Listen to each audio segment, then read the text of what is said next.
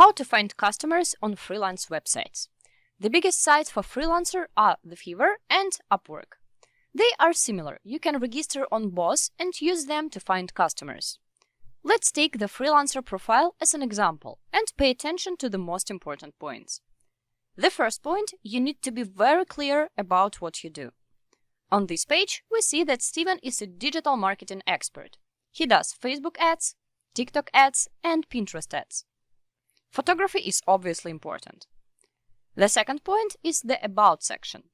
Here you need to talk about yourself in a little more detail, who you are, what you do, and so on. It is important for your account to have as many keywords as possible. Thus, your profile will be showed up in the searches more often. The third point is the skills that you mark in your profile. It is important to understand that the tags can be similar. In the example, we see Facebook ad campaign and Facebook advertising. It is the same thing, but the users can enter a search request differently.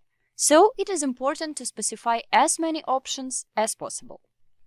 Your task is to research which tags you can use for your profile.